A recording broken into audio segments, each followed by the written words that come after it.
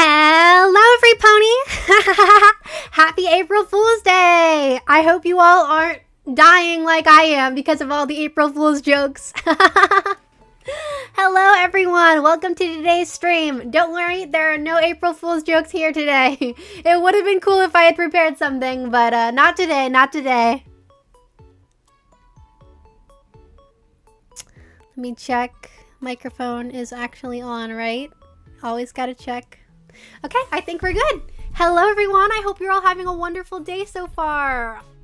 I'm very excited for today's stream because we're going to be covering a story that's not by me. It's by one of my friends, mewni-historian.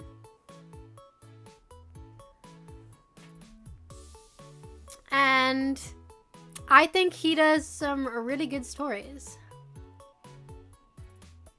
But I will warn you that me and him have gone over a lot of times of how to pronounce the character and the places' names, and I just fail every time. So this is going to be a big, please forgive me if I stutter, hesitate, or mispronounce anything, and for noises in the background.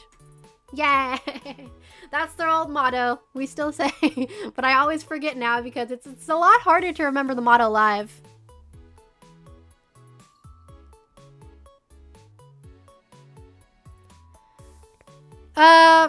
Yes, to that comment. We occasionally do Gravity Falls. I haven't done a Gravity Falls story live, but I've read the Gravity Falls things, and then I do Minecraft stuff as well. I haven't really been looking for any AUs besides from the Minecraft ones, but I can look for more stuff. But we have a lot of Star Versus stuff to still cover, and I had told people I was going to finish covering the Star Versus stuff, so we got to get through all of that before we cover some other AU or show.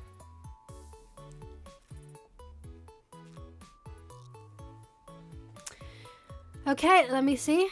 So for today's stream, I don't have a big, like, PowerPoint setup. We're kind of just gonna be sharing my screen to see all the pretty images and stuff, because mewni-historian does a lot of art in their biographies. It's not just reading a story, there's a lot of art involved. So I want to make sure you guys can see that art.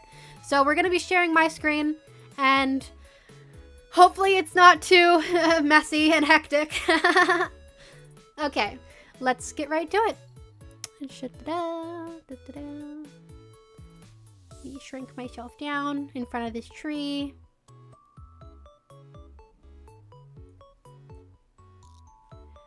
Transition. Okay. So, last time I read one of mewni-historian's stories, it's actually been a bit of a year now. It's actually been almost a bit of a year. It's okay, English is not working right now. It's been about a year since I read another person's story, unfortunately. So the last one we left off was, I think it was pronounced Hemra. That was the last queen we did for mewni-historian. So you're gonna have to go back through my videos if you want to know where we left off. But these are queens of Mewni, so they're like original kind of new stories at the very beginning of each queen. So I don't think it's too important to, if you don't remember where the last one left off. So, okay, let me share my screen. Mewni-historian. Make sure to go check him out. So, today we're going to be reading Nebula the Young One. And let's see if we can zoom in on this portrait. There's little Nebula. Doop. Look at this nicely done tapestry. Okay. A horrible tragedy made this, a fierce child born of night, take the throne at an early age, cried her tears out of sight. Nebula the Young One.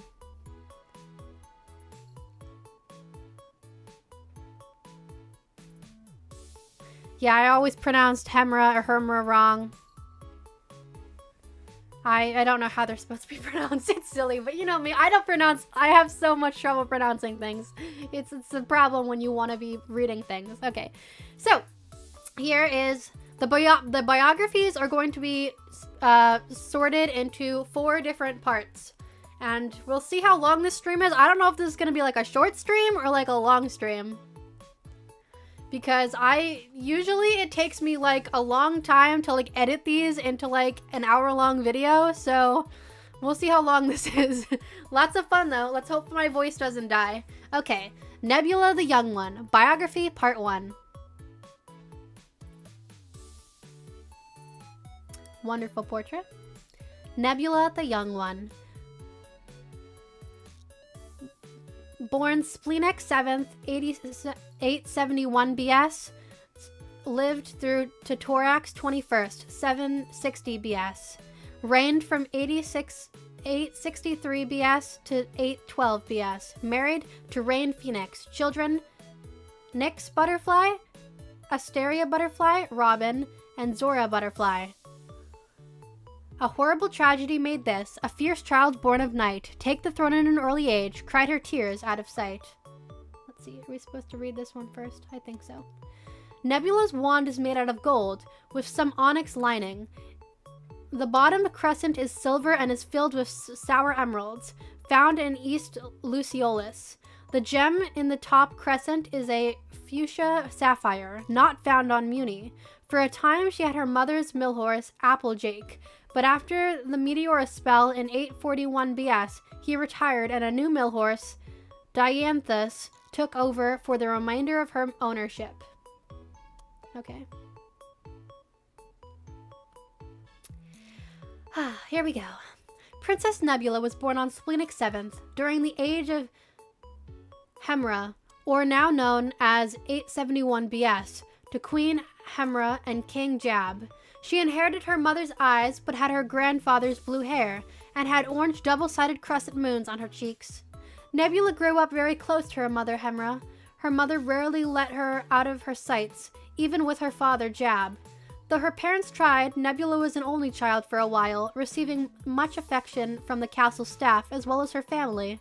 When she was halfway to 2 years old, she gained a cousin, named after their great-grandmother, Selene, and the two would grow up sharing a room in the castle.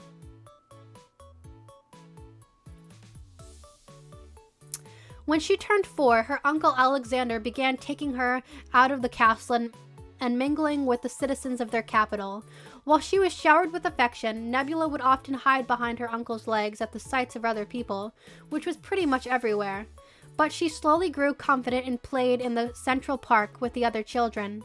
One of the few normal moments Nebula would have in her life. Once she played hide and hunt, and her uncle couldn't find her after half an hour, and she freaked out, calling in the soldiers, and they found her in the bushes after having fallen asleep. While Nebula was closest with her cousin Selene, she also would see her cousins in the Johansson and Spiderbite families, namely at the family picnics that ended with a game of flags. Her oldest was, I think that's pronounced Vimomara, a few years older than her and destined to inherit the Spiderbite throne. And then there was her younger cousin Hilda, whose claim to the Johansson throne was thin.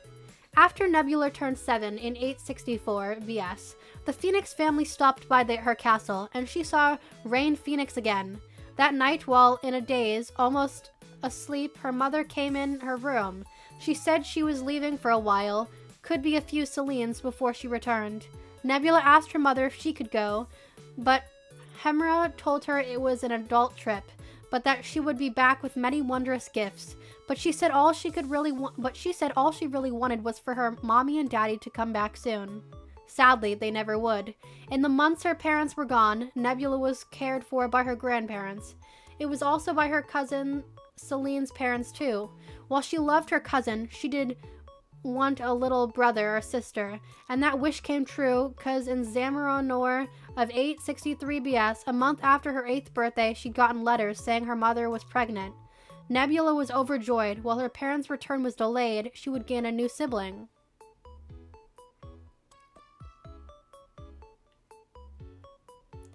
Nebula was anxious all throughout Cork, waiting for her parents' and new siblings' return. She filled the baby's room with her old toys, treated her dolls as babies, even attended to help her grandmother Cleo knit a blanket for the baby, even began looking in the Alexandra library for baby names, even though it would be her parents' decision. But Nebula couldn't help herself. She had so much happiness, and she needed a way to channel it. However, when Nebula woke up on the 3rd of 85, she had no idea how much her life would change. It was just like an average day. She ate breakfast and then went to go into the playroom and spent the day playing Enchanted Forest with her cousin Celine. But that night, Nebula heard the bells of the city ring, and she knew that only happened when something major was happening. And at first she thought it was her parents, that they had somehow come home earlier than expected. But as she and Celine ran down the castle stairs, she saw her uncle and grandparents in tears. She slowed down, feeling something was wrong, and she saw her grandfather Dipper holding a basket, and inside was a baby with silver crescent moons on its cheeks. When asked what was wrong and happened to her grandmother, her grandmother Cleo dropped on to her level and hugged her, crying as she said that her parents were gone and they weren't coming back. Nebula playing with her cousin before ... Here's our first art piece. Oops, I'm in the way. Let me see. Maybe if I move myself over here, that will be better. First art piece. Ignore that art piece. Spoilers, spoilers, spoilers! Nebula began bawling. She screamed how her parents couldn't be gone. But then she heard the baby crying. Her grandfather Dipper set the basket down and she approached the baby, both still crying. She saw her father's eyes in the baby and a little of her mother's hair. But the silver crescent moons made it clear this was her sibling. Inside the basket was her mother's wand, the wand of her family. When Nebula grabbed it, it glowed and elongated into a golden scepter with a crescent moon on the top and bottom, and a pink gem at the top. Holding it in her hand, Nebula knew. She could feel that it was hers now, and it only made her cry more. Nebula went on to her room and cried herself to sleep, gripping the wand, begging and wishing for her parents to come back, but they never did. When Nebula woke up the next morning, she felt as if she had a massive stone on her chest, the weight of realizing she was now a queen. She walked to the dining room and saw her grandfather bottle feeding the baby. She barely ate anything, only a few bites of toast, and she was gripping her new wand the whole time, and she was on the verge of crying. She was so low on fluids it wouldn't be healthy. Scroll, scroll, scroll. Her grandparents told her she shouldn't expect to handle anything on the throne, just to start feeling better. She asked to hold the baby, and they gave it to her without hesitation. Nebula just stared at her new sibling, a sister, who was resting comfortably in her arms, and focusing on her made Nebula feel less sad. She just left and went up to the nursery they had made for her, and began rocking in the chair, just focusing on her baby sister. Nebula would spend most of her time either in her room or in the nursery, only interacting with people every other dinner. When she wasn't sleeping or taking care of her sister, she was just laying down, trying not to burst into tears. She only accepted visitors from her family, the servants coming into her new room to clean when she was in the nursery, which was connected by a door in the wall. No attempt to cheer up Nebula worked, not even Glossrick offering pudding, something he almost never did, which showed his condolences. The only joy she had was when she held her sister, who she named Luna, a name she chose when she looked through the books for potential names but didn't truly expect to actually use it. After weeks of sadness, Nebula went into the dining room and saw 3 people she didn't expect to see: Storm, Thunder, and Rain Phoenix. Apparently, Dipper invited them to stay in the castle, as their old palace was taken down and the new one was occupied. Nebula knew he was trying to shield her from what was happening, but Nebula knew something was going down. When she went back up to her room, she was followed by a certain redhead, Rain. She didn't say anything as he followed her, and instead of closing the door, she left it creaked open. Rain asked permission before entering, and Nebula invited him in. They sat on the opposite ends of her bed, offering his sincere condolences. While he nearly lost his father, she lost both his parents. Hearing someone else's problems made Nebula feel not quite as bad about hers. After talking, he jumped off of the bed, but Nebula asked him to stay, and took comfort in having some new company. The next night, Darturk 22nd, the capital, celebrated the Harvest Moons Festival, the yearly festival celebrating the coming month of harvest. It's normally a celebration the common folks have in the groundlands, but Rain snuck out of the castle with Nebula. She covered her marks, and the two mingled with the peasants. And for the first time in what seemed like forever, Nebula actually began to have fun. Afterwards, began to interact with other people more and started to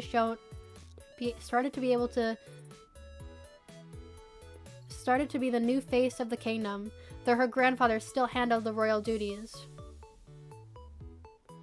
Nebula and Rain, talking, bonding. Scroll. In Oag, Nebula was paraded down the streets of the capital, its people basking in the sight of their new queen, and while Nebula did smile, it was for show.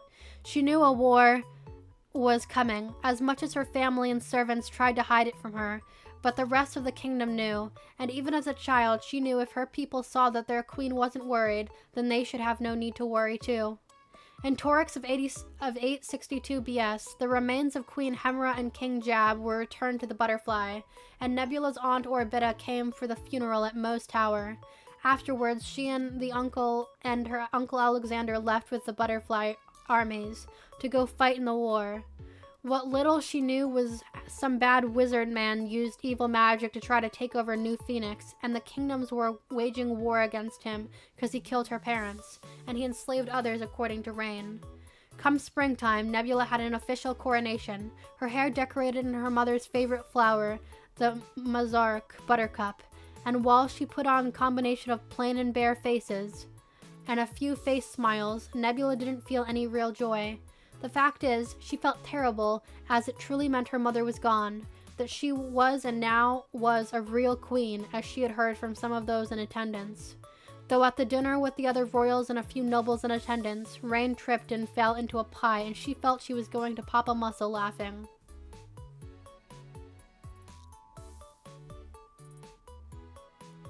While Nebula made all the public appearances, her grandfather ran the political side and was a major player in the war.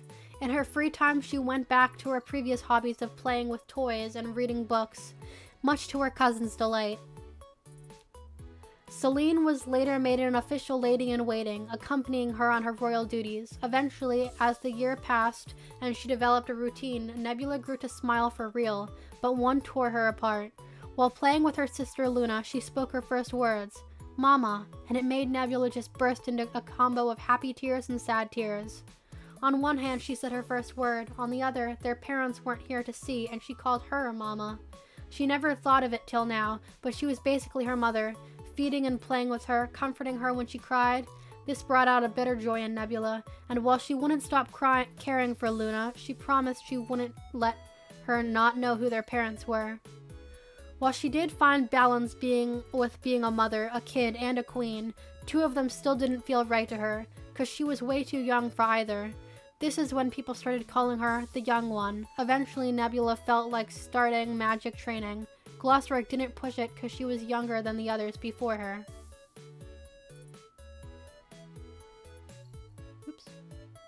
Nebula began basic magic, looking through her predecessors' chapters, particularly her mother's. She learned how to do healing spells, practiced when she scraped her knee while learning how to walk in heels. Though she wasn't too invested in magic, as her sister grew older and started walking, she was filled with worry, the worry one would typically felt as a parent. As Nebula grew, she became more concerned about the war going on. As the queen, she felt she should know what was happening.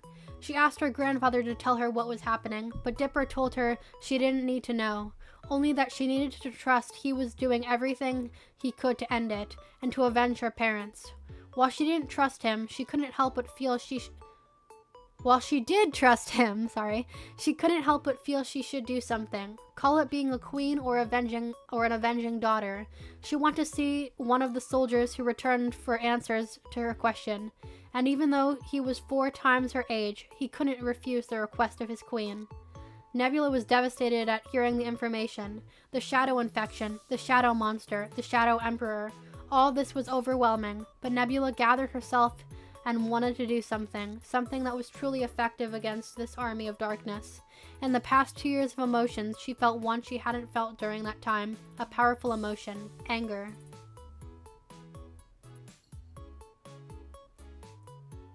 Nebula and Celine playing with Luna. And that was part 1. Now on to part 2.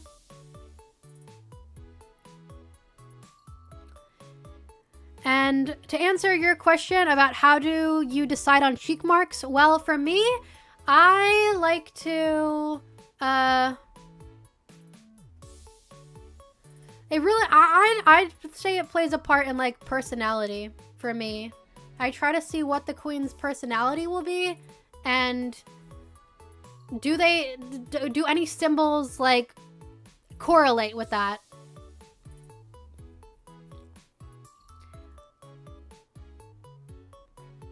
Yeah, I usually have a better answer, I think, more detailed answer, but I'm blanking on it right now. I'm trying to, like, think of examples, but I really just try to find symbols that haven't been used. I think that's quite helpful.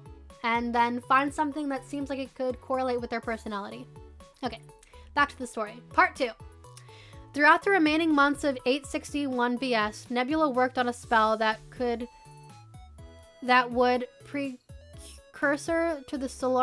would be a precursor to the Solarian swords. This spell created a sword of light that would cut through anything made of shadows or darkness.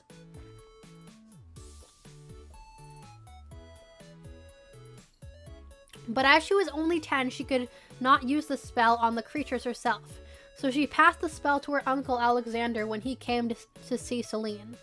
When the year 860 BS came to pass, she began being more focused on improving her magic, starting to become a more dedicated student to Glossaric. A spell she developed was one that took one's worries away, one she used on herself quite often, but they always returned. As the years passed, she also focused on teaching Luna, who began to call her Nebby instead of Mama, much to her delight.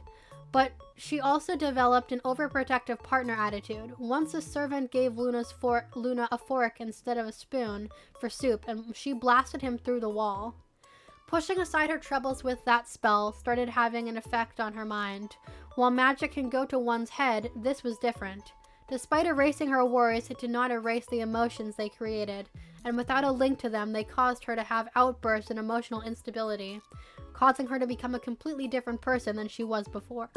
Oof, pardon me. A different person than she was before, and not into a better one either. In Norvath of 857 BS, Nebula's 14th year and 6th as a queen, a shadow monster infiltrated the castle. It silently killed the guards and the Phoenix King and Queen, who continued to live in the castle. She was leaving Rain's room after falling asleep earlier after a study session when she came across the creature. It was easily bigger than a multi-bear, and it was a tiger-like with massive fangs, covered in blood. Rain pushed Nebula out of the way as he was knocked down by the creature, and he screamed. Nebula pulled out her wand and used her light spell and stabbed the creature, and when it turned its head, baring its fangs, and with one single swish she sliced the underside of its throat. Darkness spilled out like blood, and Nebula smiled as she saw the creature die, and turned to see her grandfather and the remaining guards coming bearing arms.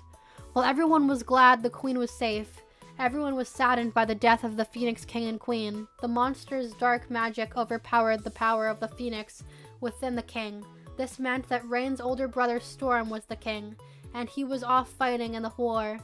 That night, Rain made a river of tears, and Nebula comforted him, and was attempted to use her Rid Worry spell, but Rain stopped her, saying while he was sad, he was remembering the good times with his parents, and wanted to keep feeling.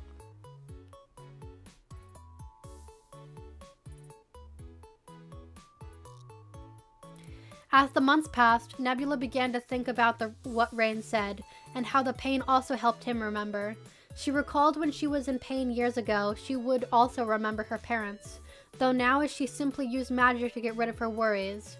She decided to stop using the spell, which would turn out to be a disaster, wanting to remember the good times with her parents. Mind magic, emotions, memories, personality is very tricky, and while Nebula got rid of her worries, the emotions were still there, and sadly they were all coming back to her as she began to feel again. The years of emotions she pushed down were bubbling up to the surface, and this would lead to a massive disaster when her emotions finally popped. On her 14th birthday that year, Nebula had a massive meltdown. It was supposed to be the princess's most special day, but Nebula already had the wand, and her mother was gone. This caused an overflow of emotions that caused her to dip down, and she caused a destructive wave of magic that tore through the dinner room, creaking and destroying the decorations set up, the walls falling and the ceiling collapsing. Her grandfather Dipper used magic to hold off the damage so everyone could get out, but he was closest to Nebula and suffered injuries, both from the blast itself and the collapsing room. Nebula after carving the shadow monster.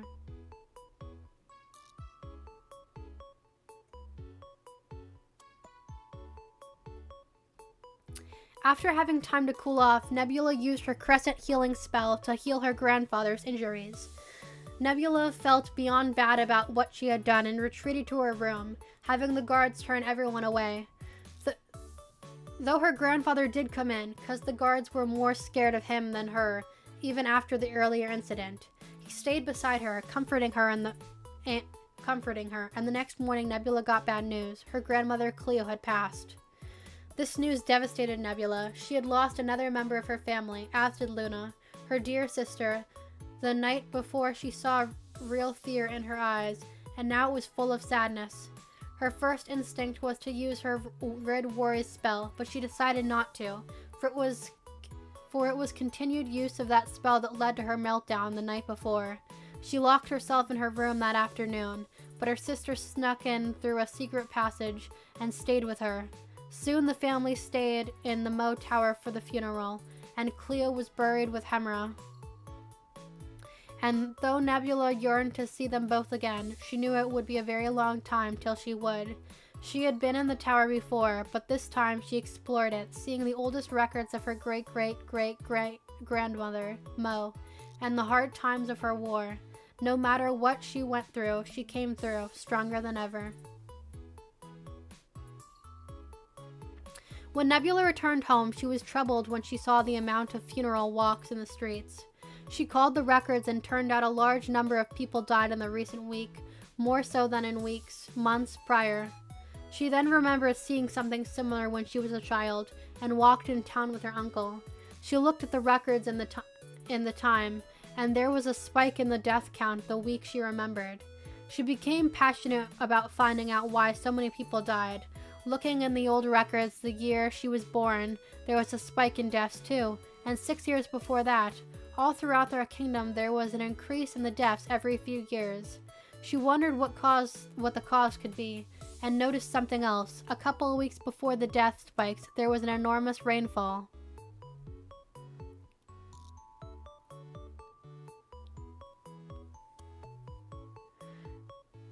She looked at the water records and maps, and saw something interesting, something she remembered while reading about Mo. In her war days, she came across a lake her soldiers drank from, and they got super sick, like the people who died, like her grandmother, and while Mo healed them, they learned from some monster prisoners that the lake had metal deposits in it that made it toxic. The Butterflivians have avoided that lake since their kingdom was forged, but the heady rainfalls must have filled it up and run off, contaminating their drinking water streams, and that's why it took a while for those poisoned to die.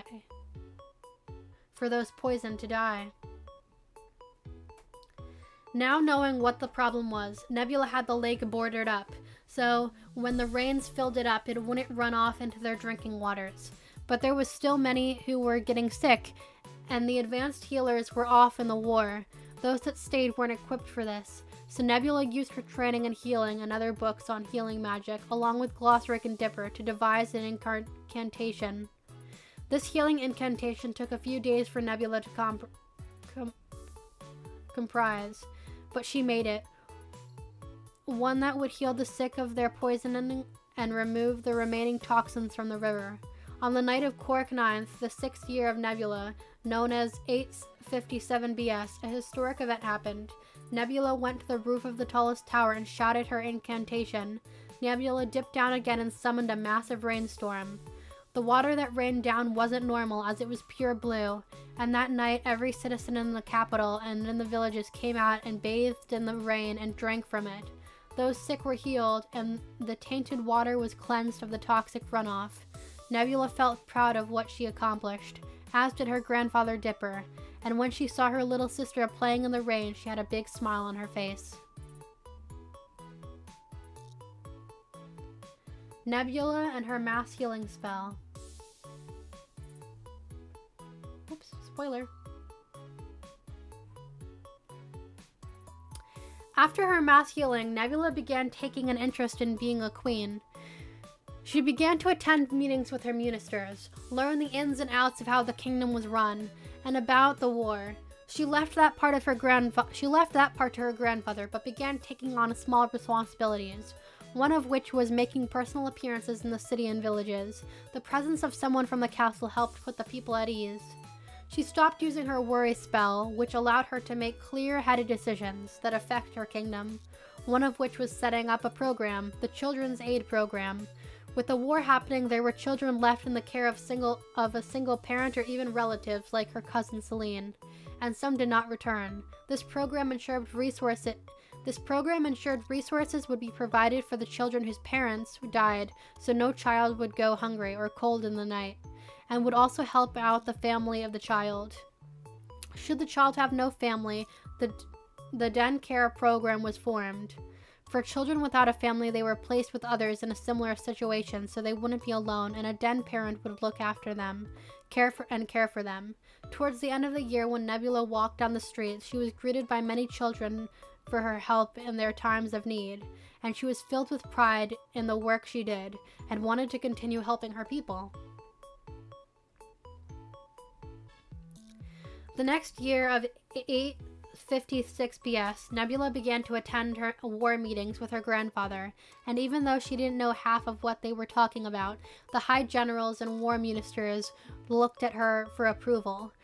As her lady-in-waiting, Celine attended these meetings with her, and also learned the trade of war to help give her advice. As she was filling her role as queen, there wasn't a need for her grandfather as regent, and Nebula decided to do something about it. In the past year, she learned more about magic and looked into the spells her predecessors made, like Mo's enchanting spell. She wanted to restore Dipper's ability to fight, but age had slowed him down, so she made various variations of the enchantment spell, while discovering during the exploration of magic in the age of Alexandra, live could not be extended without drawing from somewhere else. Life could not be extended without drawing from somewhere else, but Nebula's spell restored lost health and strength over youth, which allowed Dipper to become a warrior again. Dipper left on the next deployment, leaving Nebula, Luna, and Celine. She received many reports months later of his advancements and that he was planning on confronting the Shadow Emperor to avenge her parents.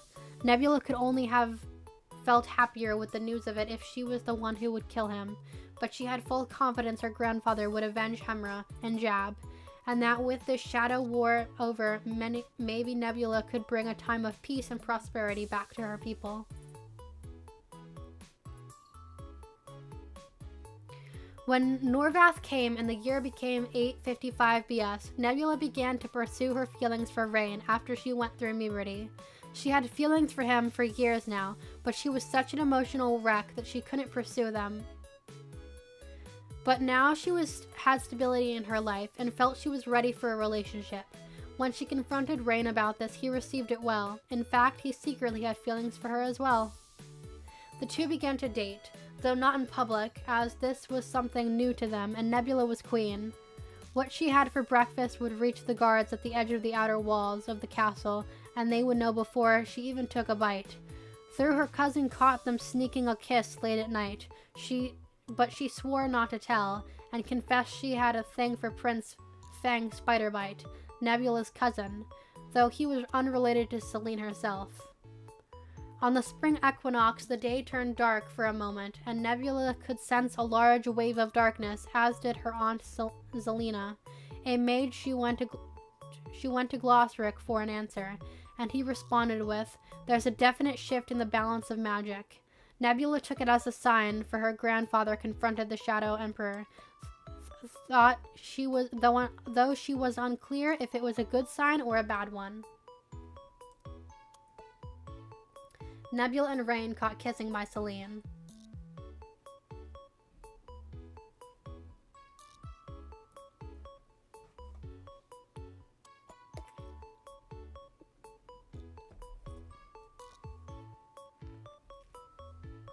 Nebula could barely sleep that night, but hearing Rain in her bed did calm her nerves.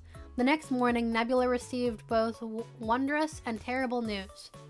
The wonderful news was Dipper slayed the Shadow Emperor, but the terrible news was that his last act was placing a curse on the land, taking his empire with him. Everything, people, buildings, everything was gone. While their parents were avenged, Rain was in tears over the loss of his people who disappeared, and this time she comforted him. Soon after, King Storm declared his remaining people would reclaim the lands, rebuilding their kingdom. As the Phoenix brothers prepared to leave, Nebula began to feel sad. Couldn't bear the thought of not seeing Rain for months, possibly a year or more.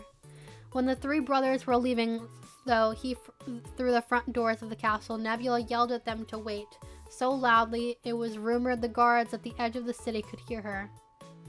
Nebula ran down the stairs and fell, though she was uninjured. When Rain ran over in concern, Nebula pulled out a little box, and on the inside was a ring with a pink pearl inside.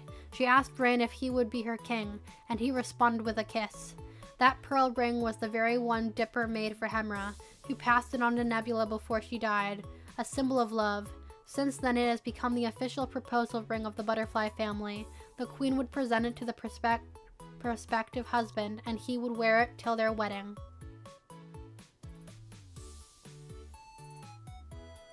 Rain stayed with Nebula while his brothers and the other Phoenix citizens set sail to rebuild their kingdom. With the help of the Lazuli Kingdom, Nebula and Rain decided to have an autumn wedding, and thus made plans. That summer, her grandfather returned from the war and was told the news that both Alexander and Orbiter were expecting more children. On Spartak 72nd, Nebula and Rain had their wedding, an event seen over by an Apollyon priestess at Rain's request, and Luna was the flower girl. It was the youngest wedding between two royals yet, and would be for centuries. It's traditional a bride and groom had the first dance, and Nebula stepped on Rain's toes more than a few times. The poor guy was on ice for the rest of the night. Nebula had been queen for 8 years now, by the time marriage was expected, and now the next step was producing an heir. Though no one expects a teenage queen to get pregnant, and Nebula and Rain took their time working to that stage of their relationship. While the two did share the same large room, they had 2 beds and would sleep apart. Though at times they would sleep together in the same bed, by their first wedding anniversary they had decided to share one bed, and Nebula wrote in a journal that they had already made love before our first anniversary. Oof. Don't know about that. As the year of 854 BS began and continued, Nebula was finally happy. She had a husband and her kingdom was at peace. When Nebula was paraded down the streets for the spring festival, when she smiled, it was for real. She felt genuine joy. Though the citizens did not know the difference between her smiles before, she spread hope and joy throughout her kingdom. However, shortly after her 17th birthday, there were attacks on the villages near the Forest of Certain Death, attacked by the monsters. Nebula had heard tales of the treacherous monsters who attacked the first settlers and the second queen in her early reign. Though within the past century, monsters have only been as dangerous as insects, and not just the insect ones. But now they seem to be strings of trouble, and it was ruining Nebula's good mood. She formed the Monster War Council, a council comprised of kings and queens of the Farfillian kingdoms and nobles and veterans, and some others. Some, especially her relatives in the Spider-Bite family, believed they should go to war, as did King Eric Johansson, and Orbita supported him. But Nebula and Dipper, plus King Razor Mountains, didn't think they should go to war. After hours and hours of arguing, the council came to the conclusion that they wouldn't go to war with the monsters, not without more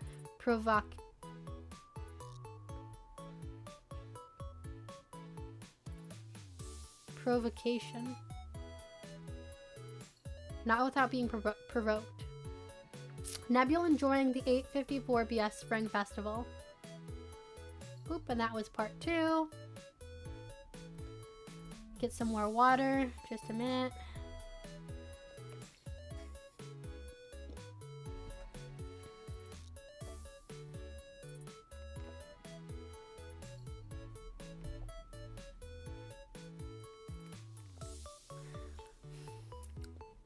Okay.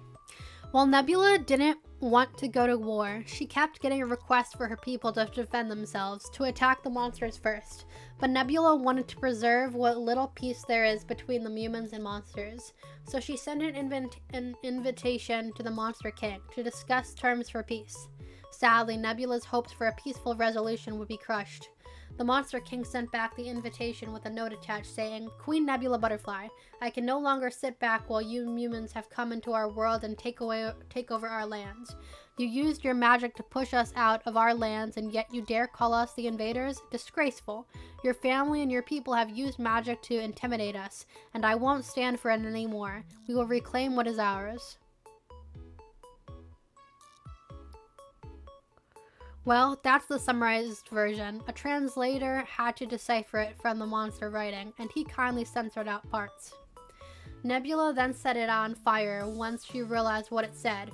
Her husband was slightly concerned by her language.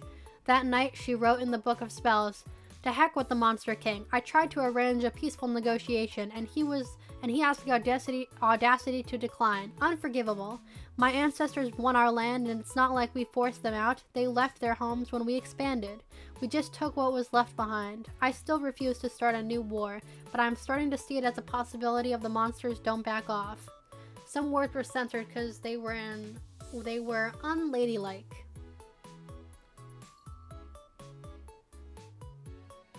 Oops.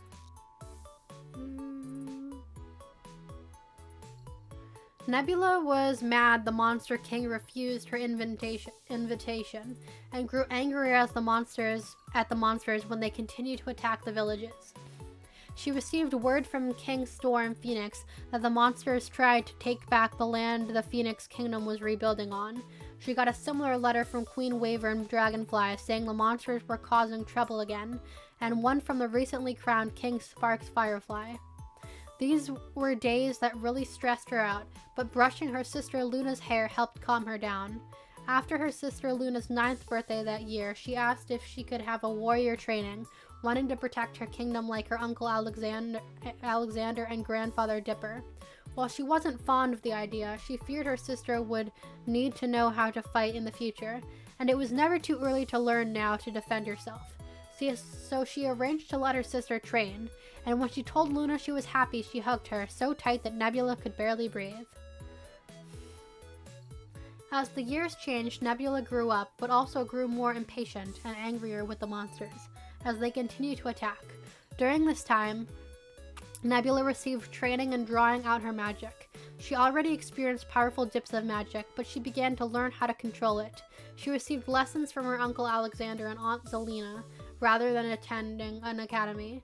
That way, she could stay in the castle and continue to rule. Her cousin Celine also received lessons as well.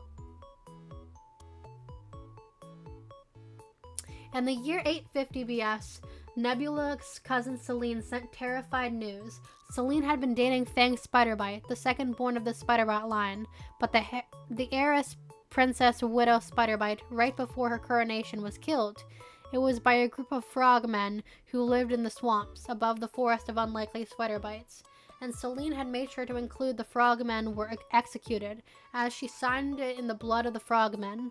It was the final straw. She assembled the Human Monster War Council, and they all unanimously decided to declare war on the monsters. While her grandfather was the general of the human forces, Nebula made many decisions that would affect the war. Many humans were eager to fight to protect their home. Many of them were veterans of the Shadow War, but a great deal were also soldiers who were too young to fight before. Nebula read about the Independence War in her history lessons, and then the Book of Spells, and the Second Monster War, and she was terrified, as she was in this from day one. She couldn't help but feel bad for those who were lost in the battle, and this is why her Children's Aid Program and Den Care program existed. She would personally send out letters of condolences, signed them, to the families of the fallen soldiers. When she saw her sister practicing with a wooden sword, she prayed the war would be over before she would be old enough to fight. Nebula reading the Monster King's response.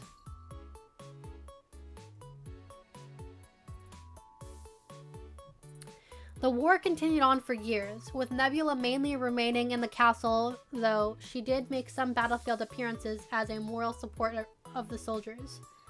In 848 BS, Nebula sent a portion of the Mumin forces to help the Phoenix Kingdom, and Nebula said goodbye to her husband Rain as he left to go help out his home kingdom and family. She felt lonely without her husband, but she knew it was best for him to fight for his people.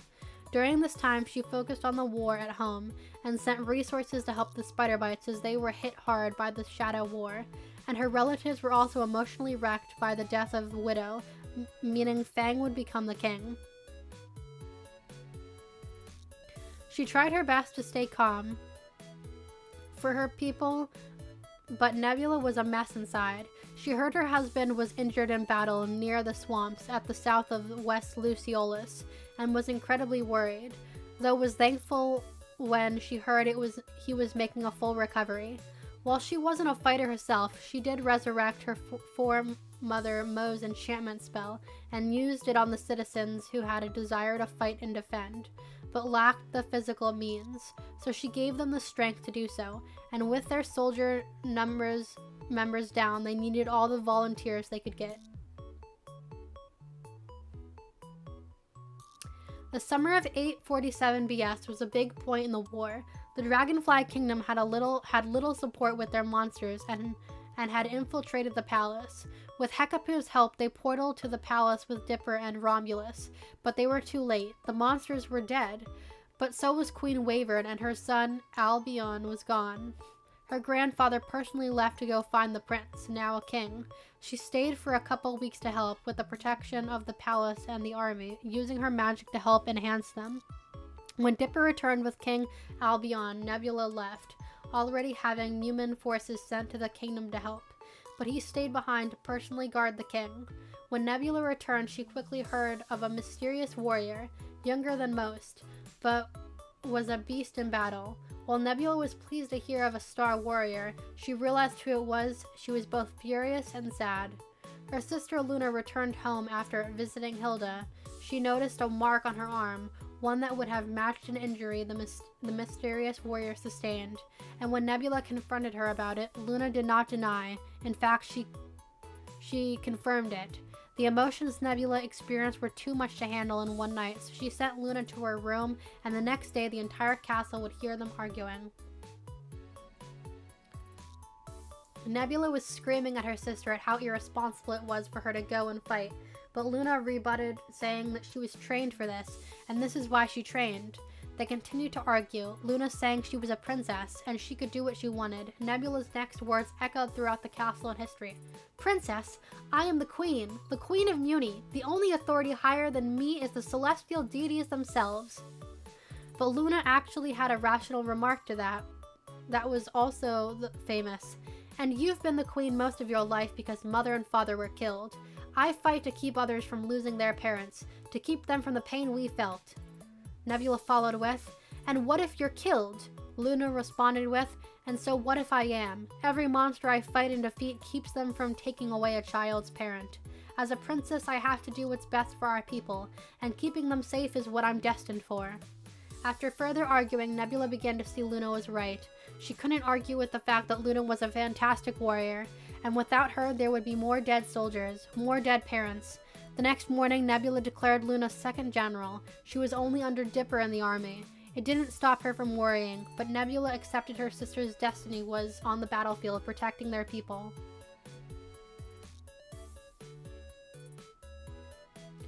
queen versus the princess.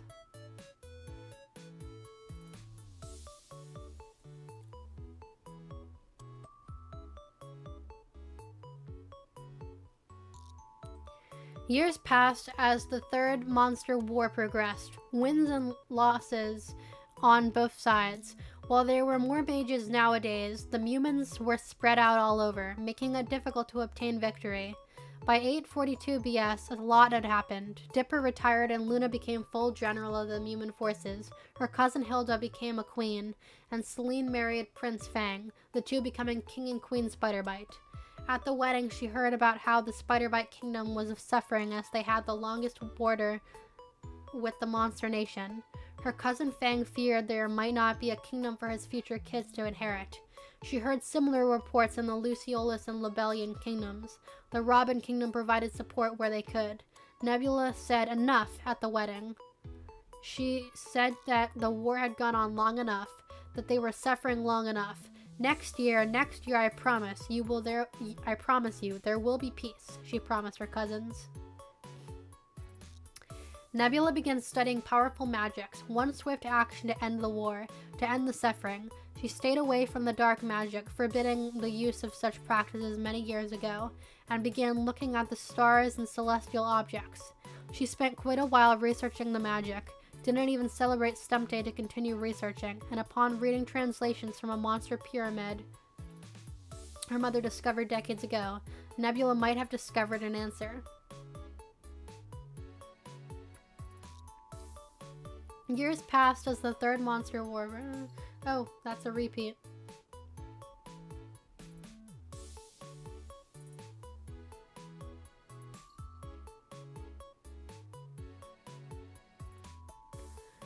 Within the light was what appeared to be the ghost of the past queens. What? I think mewni-historian might have accidentally copy and pasted the wrong thing and I just never noticed. I'll just continue reading. Within the light was what appeared to be the ghosts of the past queens. Mo, Alexandra, Celine, and Hemra all appeared. Whatever it was, the intensity of the wand, whether it was the intensity of the wand or the love of their kingdom or something else that called them there is unclear. But all three were in tears to see them, especially Hemra, who smiled at her father and then her daughters. Luna crying most of all, crying as this was the first time she saw her mother. All four of them turned to Nebula, and she took it as a sign, one that what she was doing was right. With the final verse, Nebula unleashed her spell. It soared through the night sky like an inverted shooting star. After that, Nebula collapsed and her butterfly form faded, and when she looked up, she saw the blast hit the meteor, and it blew up. The boom could be heard all over Mewni, and it lit up the night with red. She watched in awe as the lights rained down and hit the forest of certain death, and soon it was set ablaze. Nebula smiled. Her plan worked, and when she turned, she saw the smiles of the faces of the former queens, feeling like she was worthy of her title after holding it for so long. Moments later, she faded away, Dipper crying as he saw his mother one last time, and his daughter Hemra, all after looking at him, turned to her daughters. She touched both of their crying faces and mouthed, "I love you," before fading away herself. The queens of old helping the new.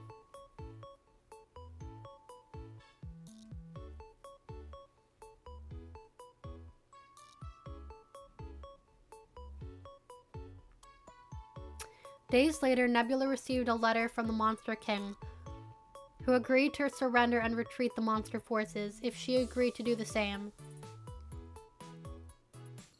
Nebula agreed, and the Third Monster War was officially over. The armies returned home. Before the end of the year, Nebula was reunited with her husband, Rain. While the two had met up a couple of times before, he was now home, along with all the other soldiers.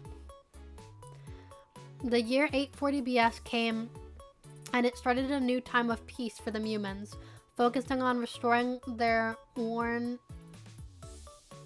kingdoms. With the return of the king, the people began expecting him and the queen to produce an heiress, something Nebula was looking forward to. But Luna and some warriors still patrolled the north, keeping a watchful eye on the monsters as they rebuilt their homes. But mostly Nebula enjoyed her normal regular duties, not having to make constant life or death decisions. She relished in the simplicity in her life, went from 4 o'clock war meetings to walking through the gardens on her way to tea. Years passed and Nebula was completely content with her life, enjoying this time of peace. And the couple of months after her 35th birthday, Nebula discovered she was pregnant, and this news filled the kingdom with much joy for their queen.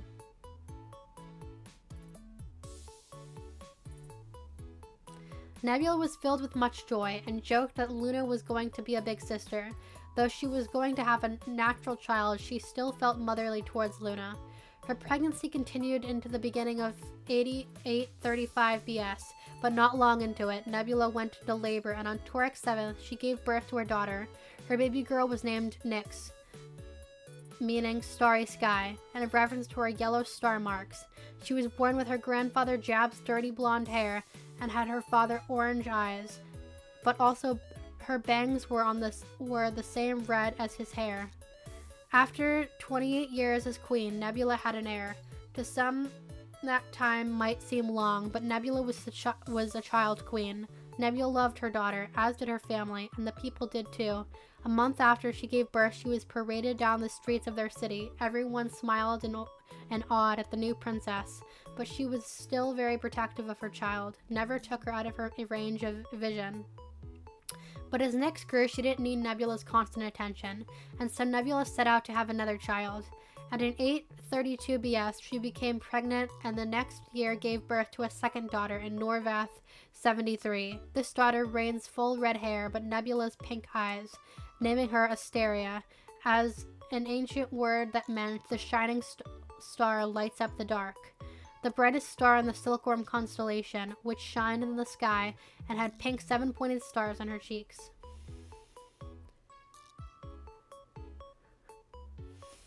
Nebula loved her daughters. As Nyx grew older and began wandering the castle, she made it clear she was not to leave the walls of the castle.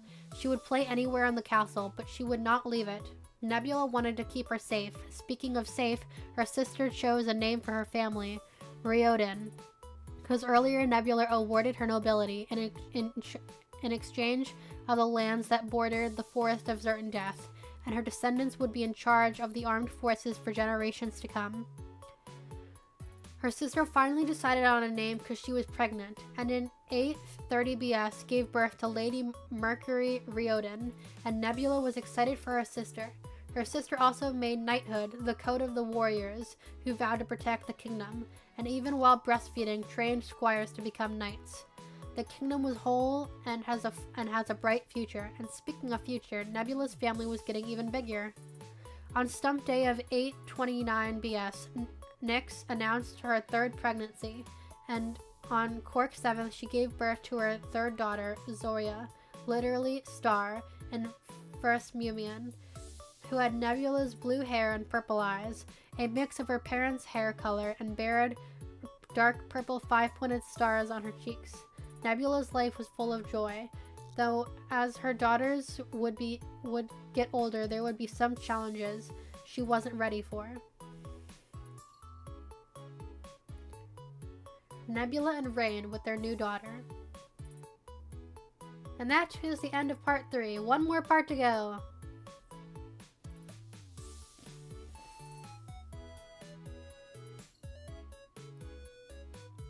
Life with 3 kids was both full of joys and worries.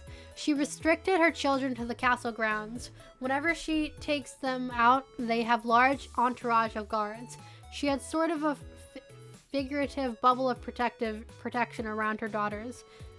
And if they were to burst it, they would spell trouble for everyone around her.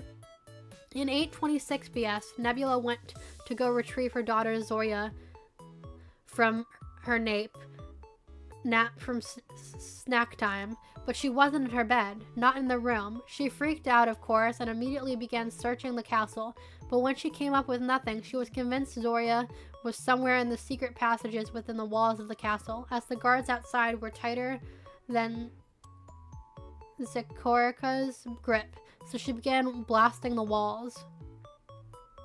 The spells ate away at the stone and wood, and Nebula desperately looked for her daughter and continued to do this all over the castle. Zoria was found. She was in her room after all, just under a pile of stuffed animals. It was a good thing they found her when they did, because Nebula created so many holes it's a miracle the castle didn't fall apart. Took a full Celine to repair the damage. While someone should have tried to stop her from going like that far, they were too scared to try.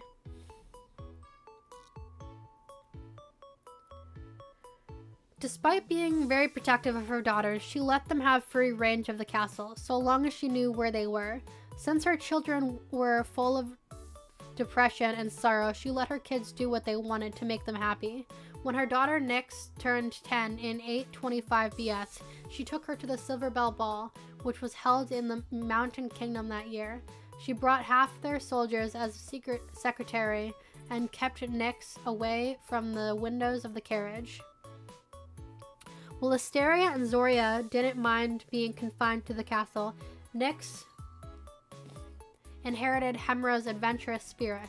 She constantly asked if she could go outside the walls, and she repeatedly denied it. Told her if she wanted to have an advantage and explore the world to read a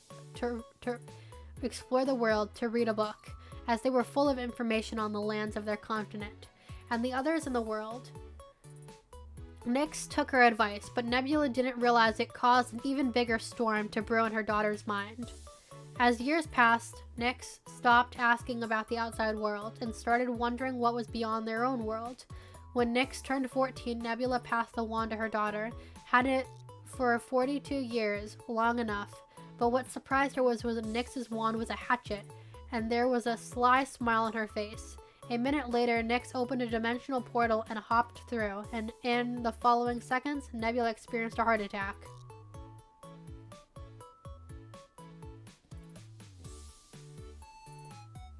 The MHC was present, and Nebula ordered Hecapoo to go after her daughter, and Romulus to go as well. He refused, but Nebula picked him up and threw him into the portal. Throughout the day, Nebula was filled with more worry and anxiety than ever before. Rinaldo suggested she calm down, and she threw him out of the window of the throne room. By sundown, her daughter returned, her dress covered in green ooze. Nebula hugged her, and then scolded her daughter for doing this, and Nyx knew her world would be made, then brought some king of jelly substance that the natives of the world she visited called Jello, and that was what was on her dress. When Hecapoo and Romulus returned, both of them with scorch marks, and saw the family snacking on this dish, Nebula had some sent to the kitchen so they could find a way to replicate it.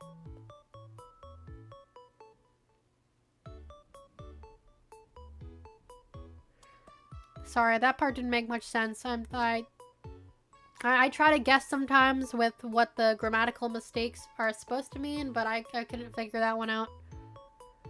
Okay, just continuing on. The next day, Nebula woke up to her daughter's portaling into her bedroom, the nightgown slightly torn. She wasn't comfortable with her daughter skipping dimensions like that, but Nyx said she was fine. She had her magic to defend herself, and as much as Nebula disliked thinking about it, her daughter was a somewhat responsible girl who could handle an adventure if things got hairy. She could just portal away after all. Nebula allowed her daughter to explore in her free time, and she lifted her restrictions to her other daughters when they got older. Nebula throwing Romulus.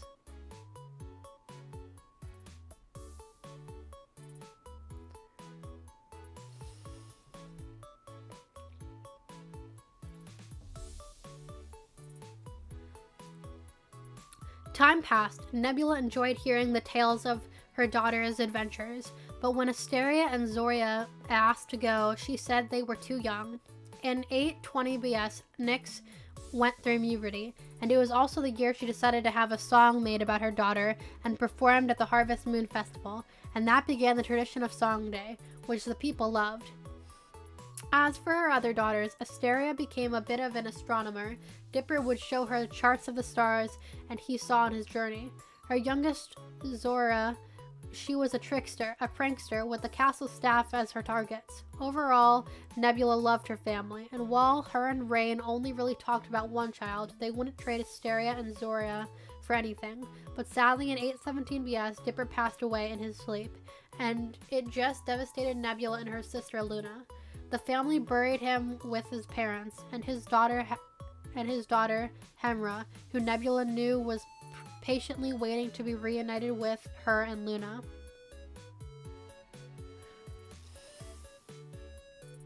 That same year, Nyx went to the Illyrian Academy to study magic, leaving Nebula with Asteria and Zoria. Peace was a rare thing on Mewni, and Nebula took this time to enjoy moments with her family. Nothing major, but she knew from her years of war and despair that the little things are what really mattered. In the spring of 814 BS, Nyx returned home with the knowledge of advanced magical combats and rock manipulation, and with her first boyfriend, Prince Rooster Robin.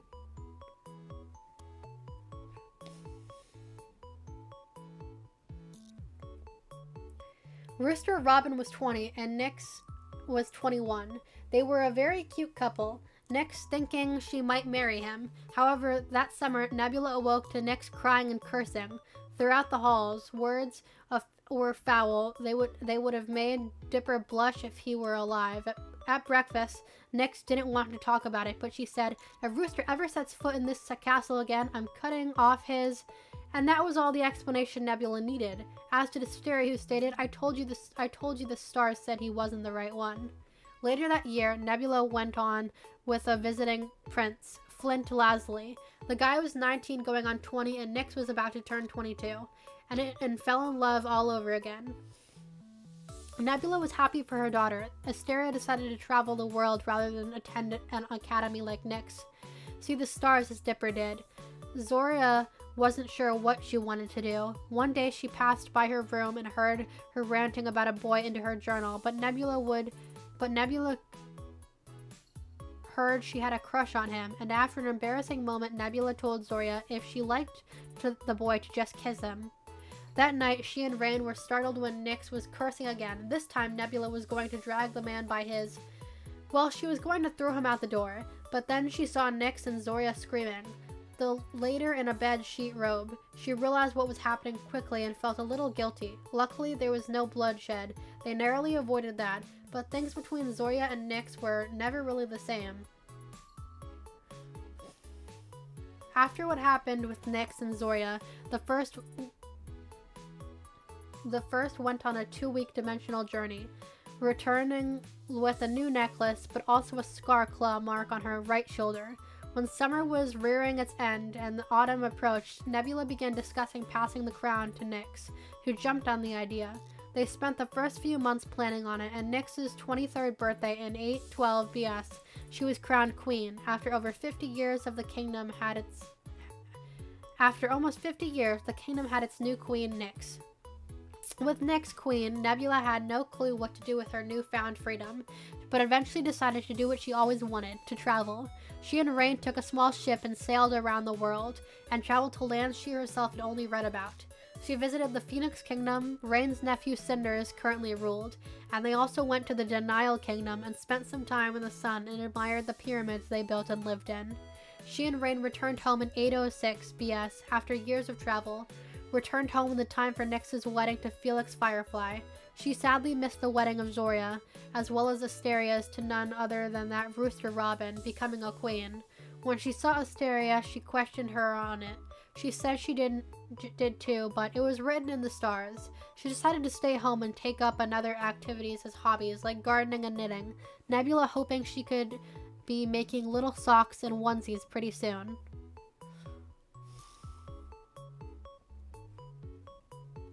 Nebula enjoying retirement.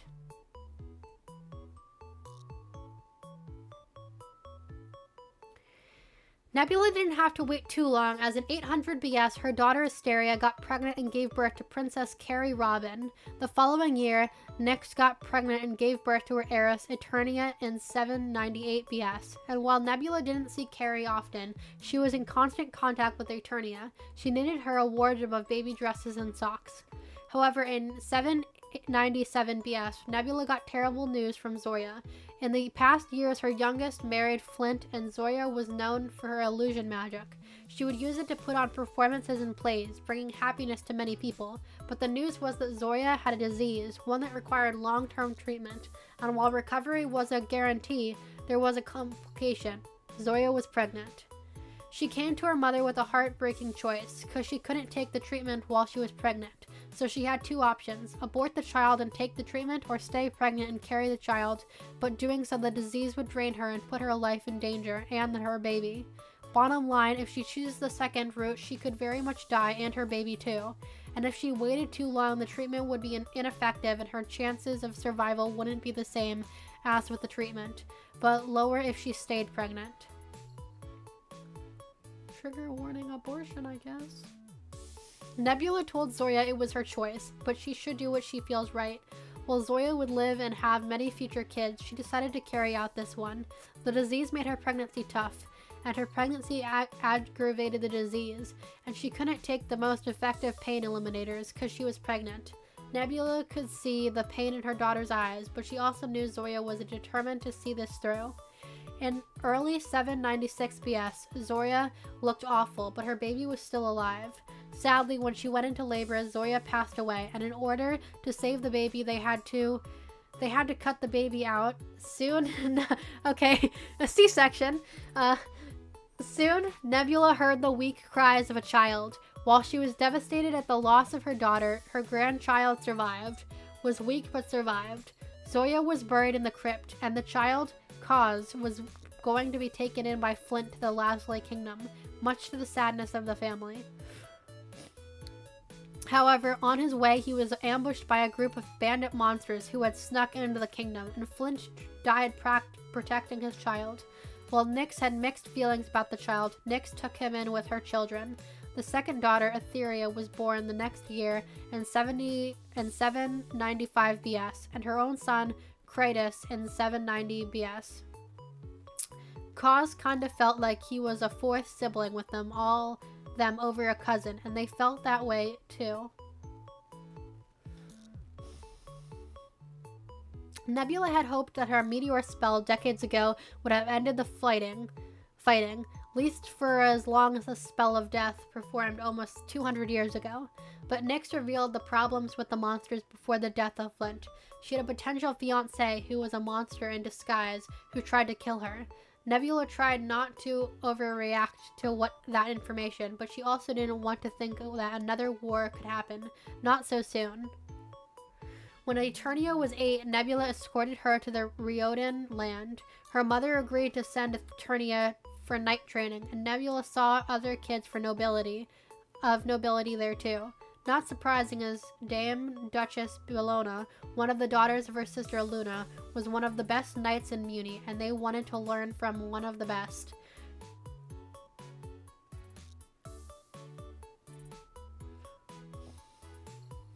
Her other granddaughter, Eternia, was a Libratuna. The most accurate translation would be one who's smart and reads a lot of books. Time passed and tensions between the humans and the monsters rose. While the monster leaders weren't sanctioning violence, they weren't pushing monsters forward either. Cause and Eternia were very close, and what happened to his father made Eternia dislike monsters more than the normal human.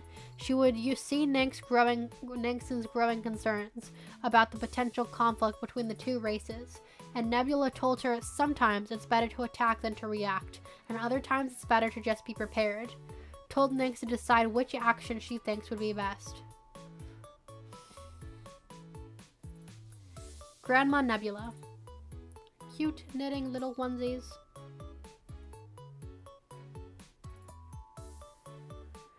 Nebula's daughter decided it was better to prepare than to start a war, and Nebula believed that was the right choice. In Thurk of 787 BS, in the Butterfly Kingdom,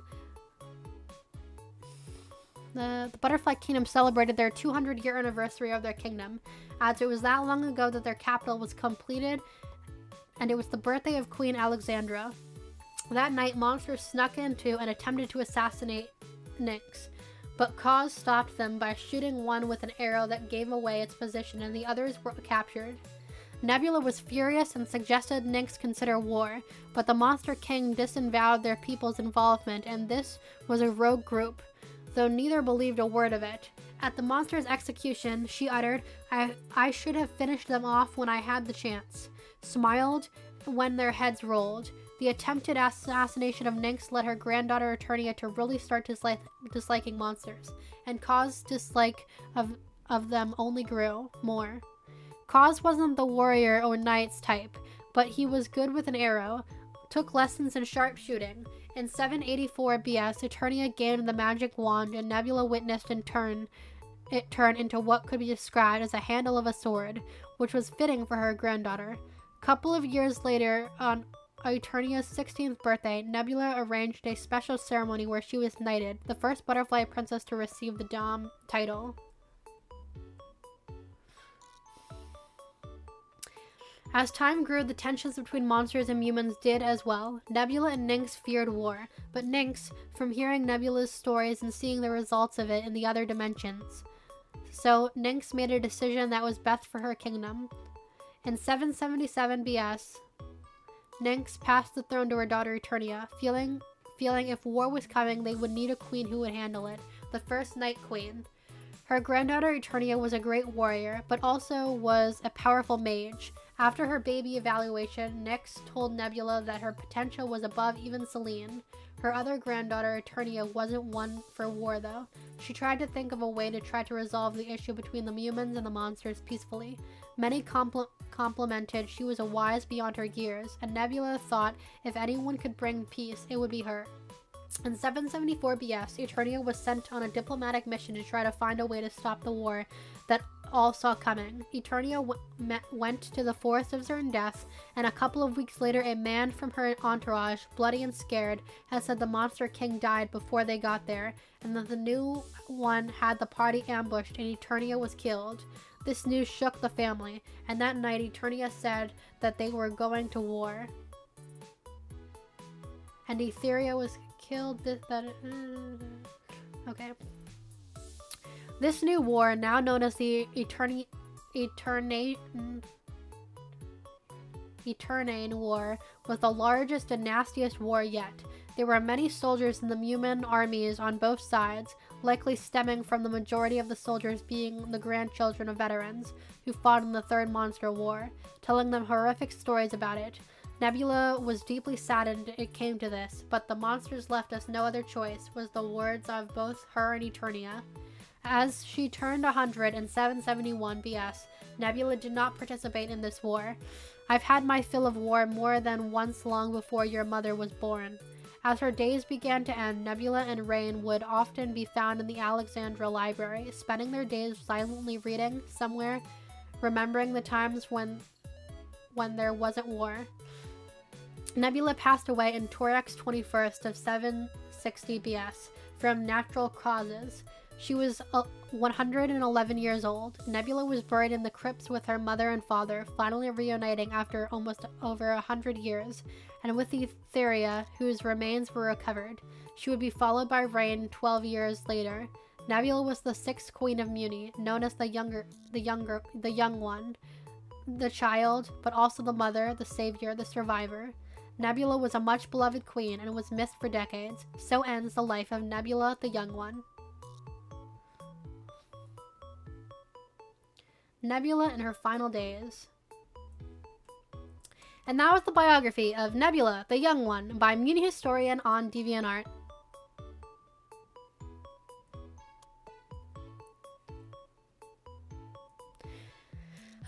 I am quite tired now, but thank you all so much for joining in for today's reading stream. I had lots of fun, and I hope you guys too. I'll see you guys tomorrow for the reading of our other series. Oops, hit my computer, it's all wiggling around. Thank you all for joining, and have a great rest of your days. See you guys tomorrow, and more fun stuff is to come soon. Thanks, guys. There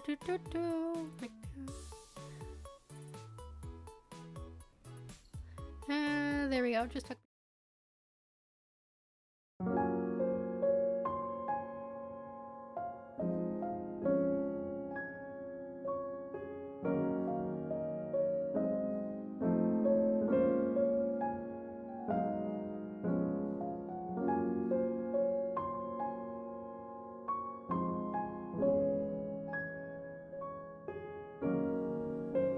I don't know if the mic is working. Bye, guys. Have a good day. Bye-bye.